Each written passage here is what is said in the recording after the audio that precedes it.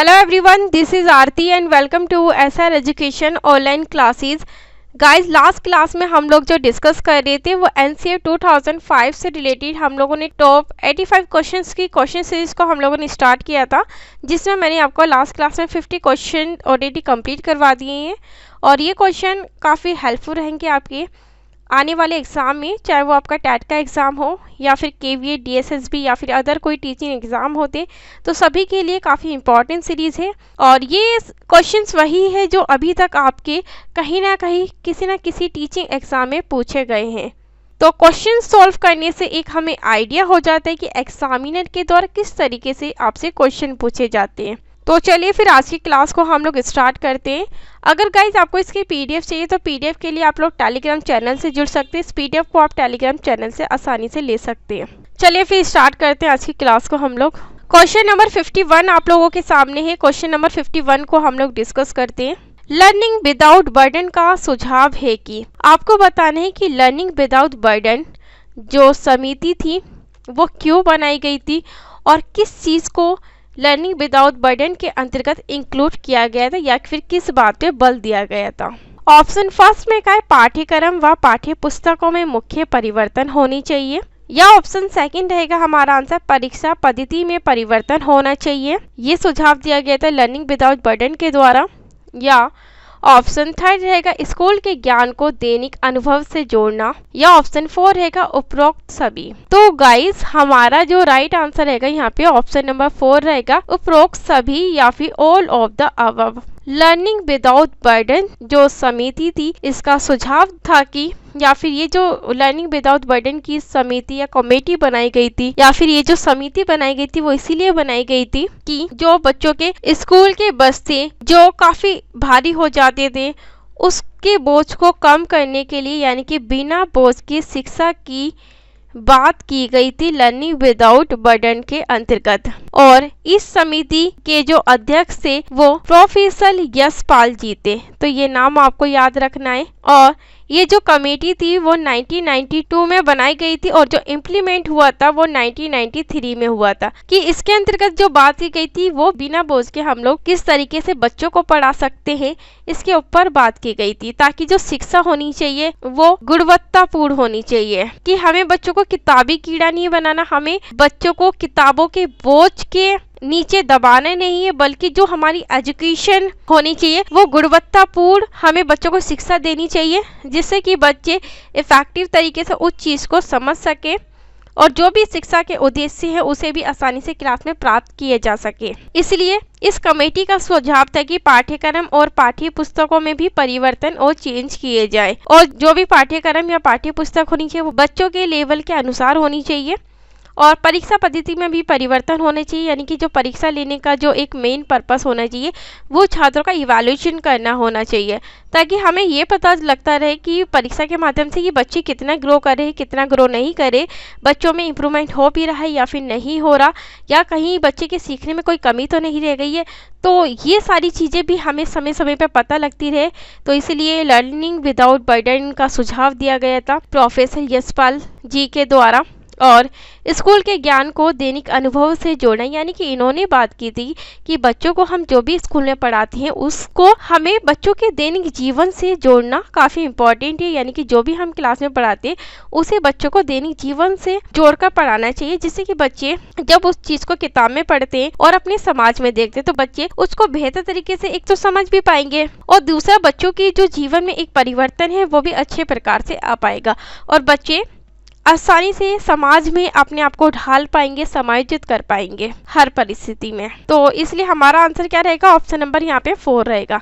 तो इस चीज को आपको याद रखना है। चलिए आगे डिस्कस करते हैं। क्वेश्चन नंबर 52 आप लोगों के सामने है। क्वेश्चन नंबर 52 को हम लोग डिस्कस करते हैं। शिक्षा के सामाजिक संदर्भ से आशय क्या है, आपको ये बताना है। ऑप्शन फर्स्ट में का शिक्षा समाज से पृथक होकर कार्य नहीं करती, या ऑप्शन सेकंड रहेगा जाति, आर्थिक स्तर व सांस्कृतिक विभिन्नताएं स्कूल में बालक की सहभागिता को प्रभावित करती है, या ऑप्शन थर्ड रहेगा लिंग विभेदकारिता भी शिक्षा को प्रभावित करती है, या ऑप्शन 4 रहेगा उपरोक्त सभी। तो गाइस हमारा जो राइट आंसर रहेगा यहाँ पे उपरोक्त सभी यानी कि ऑल ऑफ द अबव रहेगा। शिक्षा के जो सामाजिक संदर्भ है वो है शिक्षा समाज से पृथक होकर कार्य नहीं करती, यानी कि जो हम शिक्षा बच्चों को देते हैं वो समाज को ध्यान में रखकर ही देते हैं, जिससे कि बच्चे उस शिक्षा को ग्रहण करने के बाद, उस ज्ञान को ग्रहण करने के बाद समाज में अपनी जो भूमिका है वो अच्छे प्रकार से प्रदान कर सके। सेकंड पॉइंट पे इन्होंने कहा है जाति, आर्थिक स्तर व सांस्कृतिक विभिन्नताएं स्कूल में बालक की सहभागिता को भी प्रभावित करती है, यानी कि बच्चे में हर तरीके से उस वैल्यू को डेवलप करना,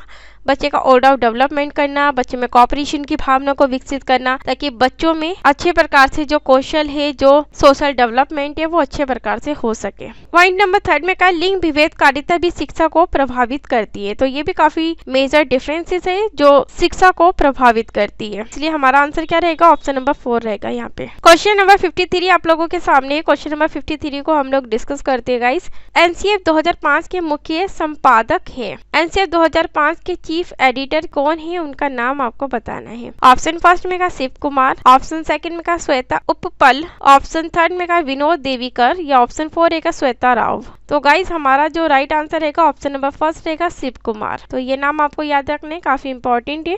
चलिए अगले क्वेश्चन को हम लोग डिस्कस करते हैं। Question number 54। क्वेश्चन नंबर 54 में कहा है एनसीएफ 2005 के अनुसार हमें बालक को किस संदर्भ में लेना चाहिए, तो इसके बारे में आपको बताना है। ऑप्शन फर्स्ट में कहा है प्राणी जिसे प्रशिक्षित किया जा सकता है, या ऑप्शन सेकंड है एक कंप्यूटर जिसे अभिक्रमित किया जा सकता है, या ऑप्शन थर्ड है व्यक्ति का पिता, या ऑप्शन 4 है हर समय ज्ञान का निर्माता। तो गाइस यहाँ पे हमारा जो राइट आंसर रहेगा ऑप्शन नंबर 4 रहेगा, हर समय ज्ञान का निर्माता, यानी कि creator of knowledge all the time, यानी कि जो बच्चे हैं या जो बालक होते हैं वो अपना जो ज्ञान है वो हर समय या फिर किसी भी समय अपने ज्ञान का निर्माण आसानी से कर सकते हैं। और बच्चे जो सीखते हैं वो हर तरीके सीखते हैं, चाहे हम एक्टिविटी के द्वारा बच्चों को सिखाते हैं या फिर खेल के द्वारा बच्चों को सिखाते हैं, यानी कि बच्चों को हम विद्यालय में भी और विद्यालय के बाहर भी बच्चे दोनों प्रकार से सीखते हैं यहाँ पे। इसलिए बच्चे जो है वो हर समय अपना जो ज्ञान का निर्माता या फिर जो ज्ञान का निर्माण है वो बच्चे करते रहते हैं, इसलिए ऑप्शन 4 हमारा यहाँ पे राइट आंसर रहेगा। चलिए आगे बढ़ते हैं। क्वेश्चन नंबर 55 आप लोगों के सामने है। क्वेश्चन नंबर 55 को हम लोग डिस्कस करते हैं।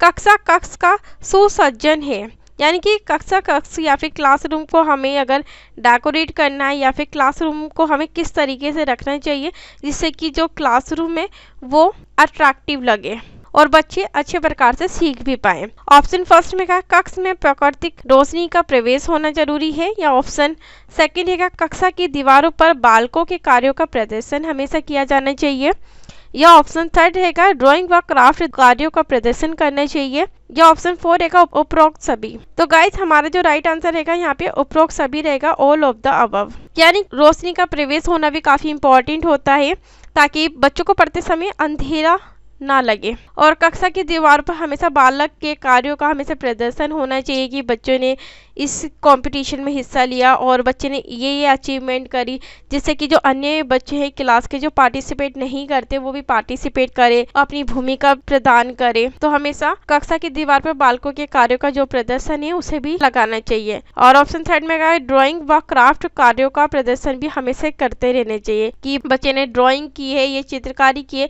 तो ये भी हमेशा हमें क्लासरूम में लगवाना चाहिए जिससे कि क्लासरूम है वो अच्छी रहे और बच्चे अच्छे ढंग से क्लासरूम में पढ़ सके। चलिए क्वेश्चन नंबर 56 आप लोगों के सामने। क्वेश्चन नंबर 56 को हम लोग डिस्कस करते हैं। परीक्षा व आकलन को चाहिए कि वह बच्चों की पाठ्य पुस्तक की भाषा के मापन करे, प्रत्यय स्मरण की योग्यता, या ऑप्शन सेकंड रहेगा गाइड में दिए गए उत्तरों के अनुसार दिए गए उत्तर, या ऑप्शन थर्ड रहेगा बालक की वास्तविक संसार की समस्याओं के समाधान हेतु अपने ज्ञान के प्रयोग की योग्यता का मापन करना, या ऑप्शन 4 रहेगा अंक व ग्रेड देने के निश्चित नियमों के अनुसार आकलन करना। तो गाइस हमारा जो राइट आंसर रहेगा ऑप्शन नंबर थर्ड रहेगा यहाँ पे बालक की वास्तविक संसार की समस्याओं के समाधान हेतु अपने ज्ञान के प्रयोग की योग्यता का मापन किया जाना। Measurement of the ability of the child to use his knowledge to solve real world problem, यानी कि बच्चों के द्वारा जो भी समस्या है उसका आसानी से समाधान किया जाना काफी इम्पोर्टेंट होता है। और बच्चे किस चीज को कितना समझते हैं, किस चीज को नहीं समझते, वो भी उसका भी समय समय पे इवैल्यूएशन, समय समय पे जो असिस्टमेंट है वो भी करते रहना चाहिए। और परीक्षाओं और आकलन के द्वारा हम ये भी पता लगता रहता है कि बच्चों को सीखने में कहाँ पे क्या परेशानी आ रही है, बच्चे किस तरीके से सीखते हैं, किस तरीके से लर्निंग करते हैं और बच्चे में किस विषय में ज्यादा इंटरेस्ट है। ये सारी चीजें हमें परीक्षा और बच्चे का आकलन करने से ही पता लग पाता है। और हमें अगर बच्चों में किसी भी तरीके से कोई समस्या होती है तो उसकी समस्या का समाधान भी किया जाना चाहिए, ताकि बच्चे में नेक्स्ट टाइम उस टॉपिक से रिगार्डिंग या फिर उस विषय में कोई उन्हें परेशानी या आपत्ति उत्पन्न ना हो। इसलिए हमें बच्चों की समय समय पे जो परेशानियां उसे भी सॉल्व करते रहना चाहिए और बच्चों का इवैल्यूएशन भी समय समय पे करते रहना चाहिए। और उसके साथ साथ अध्यापकों और शिक्षकों का भी इवैल्यूएशन होना चाहिए, जिससे ये पता लग सके कि टीचर्स किस तरीके से बच्चों को पढ़ाते हैं और बच्चे किस तरीके से सीखते हैं। और अध्यापक के द्वारा जो भी पढ़ाया जाता है या फिर इवैल्यूएशन किया जाता है वो भी बच्चों को ध्यान में रखकर ही किया जाना चाहिए। चलिए आगे बढ़ते हैं। क्वेश्चन नंबर 57 आप लोगों के सामने है। क्वेश्चन नंबर 57 को हम लोग डिस्कस करते हैं। ECCE का विस्तार है, यानी कि ECCE की फुल फॉर्म के बारे में आपको बताना है कि ECCE की फुल फॉर्म क्या है। ऑप्शन फर्स्ट में का early childhood care and education, option second में का early culture of care and education, option third में का early childhood concern and compulsory education, या ऑप्शन 4 रहेगा अर्ली चाइल्डहुड कंपल्सरी एजुकेशन। तो गाइस हमारा जो राइट आंसर रहेगा वो ऑप्शन नंबर फर्स्ट रहेगा, early childhood care and education. ये ECCE की फुल फॉर्म है, या फिर हम इन्हें NTT भी कहते हैं, नर्सरी टीचर ट्रेनिंग, यानी कि ये जो टीचर्स होते हैं वो प्री प्राइमरी बच्चों के लिए होते हैं, जो नर्सरी के बच्चों को पढ़ाते हैं। चलिए आगे डिस्कस करते हैं। क्वेश्चन नंबर 58 आप लोगों के सामने। क्वेश्चन नंबर 58 को हम लोग डिस्कस करते हैं। ICT का अर्थ क्या है, या फिर ICT की फुल फॉर्म के बारे में आपको बताना है। ऑप्शन फर्स्ट में का इंटीग्रेटेड कंप्यूटर टेक्नोलॉजी, या ऑप्शन सेकंड रहेगा इंफॉर्मेशन कम्युनिकेशन टेक्नोलॉजी, या ऑप्शन थर्ड रहेगा इंडियन कंप्यूटर टेक्नोलॉजी, या ऑप्शन 4 रहेगा नन ऑफ द अबव। तो गाइस हमारा जो राइट आंसर रहेगा यहाँ पे ऑप्शन नंबर सेकंड रहेगा इंफॉर्मेशन कम्युनिकेशन टेक्नोलॉजी। ये ICT की फुल फॉर्म है। तो ये आपको याद रखना है, कुछ फुल फॉर्म से रिलेटेड भी अक्सर आपसे क्वेश्चन पूछे जाते हैं। चलिए फिर आगे डिस्कस करते हैं अगले क्वेश्चन को। क्वेश्चन नंबर 59 आप लोगों के सामने है। क्वेश्चन नंबर 59 को हम लोग डिस्कस करते हैं। एक कलांश की आदर्श अवधि या फिर जो टाइम ड्यूरेशन है वो कितनी रहती है। ऑप्शन फर्स्ट में का है 30 मिनट, ऑप्शन सेकंड में का है 35 मिनट्स, या ऑप्शन थर्ड रहेगा 40 मिनट्स, ऑप्शन 4 में का है 45 मिनट्स। तो गाइज हमारा जो राइट आंसर रहेगा यहाँ पे ऑप्शन नंबर सेकंड रहेगा 35 मिनट्स। तो ये आपको याद रखना है। क्वेश्चन नंबर 60 को हम लोग डिस्कस करते हैं। ऑपरेशन ब्लैक बोर्ड के बारे में आपको बताना है कि ऑपरेशन ब्लैक बोर्ड क्या है और किस चीज के ऊपर ऑपरेशन ब्लैक बोर्ड के द्वारा बात की गई थी। ऑप्शन फर्स्ट में का कक्षा में एक ब्लैक बोर्ड होना चाहिए, या ऑप्शन सेकंड है कक्षा में फर्नीचर की व्यवस्था होनी चाहिए, या ऑप्शन थर्ड है कक्षा की दूसरी सभी न्यूनतम सुविधाएं होनी चाहिए, या ऑप्शन 4 रहेगा उपरोक्त सभी। तो गाइज यहाँ पे हमारा जो राइट आंसर रहेगा ऑप्शन नंबर 4 रहेगा उपरोक्त सभी या all of the above. Operation black board है, इसके अंतर्गत जो बात की गई थी प्राइमरी स्कूल के बच्चों के ऊपर बात की गई थी कि उन्हें जो भी आधारभूत सुख सुविधाएं वो प्रदान होनी चाहिए ताकि बच्चे ज्यादा से ज्यादा स्कूल में आ सके। तो इसमें कक्षा में एक ब्लैक बोर्ड भी होना आवश्यक है ताकि अध्यापक अच्छे से बच्चों को पढ़ा सके, और कक्षा में फर्नीचर की व्यवस्था भी होनी चाहिए जिससे कि बच्चों को बैठने में और पढ़ने में कोई परेशानी उत्पन्न ना हो। तो इस चीज के ऊपर भी बात की गई थी, और कक्षा की दूसरी जो सभी न्यूनतम आवश्यकता है या फिर जो आधारभूत सुख सुविधाएं हैं वो भी प्रदान होनी चाहिए, जिससे कि अध्यापक को या फिर बच्चों को पढ़ते समय या अध्यापक को पढ़ाते समय कोई परेशानी ना हो। तो ये आपको याद रखना है, काफी इंपॉर्टेंट है, इसलिए इसका राइट आंसर ऑप्शन नंबर 4 रहेगा। चलिए क्वेश्चन नंबर 61 आप लोगों के सामने है। क्वेश्चन नंबर 61 को हम लोग डिस्कस करते हैं। राष्ट्रीय शिक्षा नीति किस वर्ष लागू की गई थी आपको बताना है। ऑप्शन फर्स्ट में का है 1986, ऑप्शन सेकंड में का है 1984, ऑप्शन थर्ड में का है 1990, या ऑप्शन 4 रहेगा 2005। तो गाइस यहाँ पे हमारा जो आंसर रहेगा ऑप्शन नंबर फर्स्ट रहेगा 1986। तो ये आपको याद रखना है कि राष्ट्रीय शिक्षा नीति 1986 में लागू की गई थी। चलिए क्वेश्चन नंबर 62 आप लोगों के सामने। क्वेश्चन नंबर 62 को हम लोग डिस्कस करते हैं। अंततः सेवा प्रशिक्षण गुणवत्ता का मुख्य संकेतक है। ऑप्शन फर्स्ट में का कोर्स की अवधि, ऑप्शन सेकंड में का कोर्स के समय, ऑप्शन थर्ड में कहा है शिक्षक की आवश्यकताओं के अनुसार होना, या ऑप्शन 4 रहेगा कोर्स का स्थान। तो गाइस यहाँ पे हमारा राइट आंसर रहेगा ऑप्शन नंबर 3 रहेगा, शिक्षक की आवश्यकताओं के अनुसार होना चाहिए जो भी प्रशिक्षण दिया जाए। अकॉर्डिंग टू टीचर्स रिक्वायरमेंट, ये टीचर की रिक्वायरमेंट या टीचर की आवश्यकताओं के अनुसार होनी चाहिए ताकि शिक्षा को गुणवत्तापूर्ण बनाया जा सके। तो इसे आपको याद रखना है। चलिए आगे बढ़ते हैं। चलिए क्वेश्चन नंबर 63 आप लोगों के सामने है। क्वेश्चन नंबर 63 को हम लोग डिस्कस करते हैं। पाठ्य पुस्तक लिखने में किस मुख्य कारक की आवश्यकता होती है? ऑप्शन फर्स्ट में कहा शैक्षिक व अनुसंधानिक संदर्भ, या ऑप्शन सेकंड रहेगा बालक के विकास स्तर को समझना, या ऑप्शन थर्ड रहेगा संप्रेषण करने व डिजाइन बनाने का प्रभावी कौशल, या ऑप्शन 4 रहेगा उपरोक्त सभी। तो गाइज हमारा राइट आंसर रहेगा यहाँ पे ऑप्शन नंबर 4 रहेगा उपरोक्त सभी या ऑल ऑफ द अबव, क्योंकि हमें जो भी पाठ्य पुस्तक बनानी है वो शैक्षिक अनुसंधानिक संदर्भ के अनुसार भी होनी चाहिए कि हमें क्या क्या चीजें उसमें इंक्लूड करनी है, क्या क्या चीजें हमें इंक्लूड नहीं करनी, और बच्चों के विकास के स्तर, बच्चों के लेवल के अनुसार भी होनी चाहिए पाठ्य पुस्तक, जिससे कि जिस लेवल का जो बच्चा है उसे आसानी से समझ में आए। और संप्रेषण करने व डिजाइन बनाने का भी प्रभावी कौशल होना चाहिए, जिससे कि जो छोटे बच्चे हैं आपने देखा होगा उनकी जो पुस्तक होती है उसमें लिखित जो सामग्री वो कम होती है, ज्यादातर जो पिक्चर्स वगैरह होते हैं, जो डायग्राम्स होते हैं वो ज़्यादा होते हैं। क्यों? क्योंकि जो बच्चे होते हैं वो पिक्चर से ज़्यादा इंटरेक्ट अपने आप को कर पाते हैं और पिक्चर या फिर डायग्राम के माध्यम से अच्छे से समझ पाते हैं। इसलिए जो आंसर होना चाहिए ऑप्शन नंबर 4 यहाँ पे हमारा राइट आंसर रहेगा। तो इसे याद रखना है। आगे बढ़ते हैं हम लोग। अब नीचे कुछ सांस्कृतिक मूल्य हैं या फिर कल्चर वैल्यूज है वो बच्चों में विकसित होनी चाहिए। ऑप्शन फर्स्ट में क्या है समता,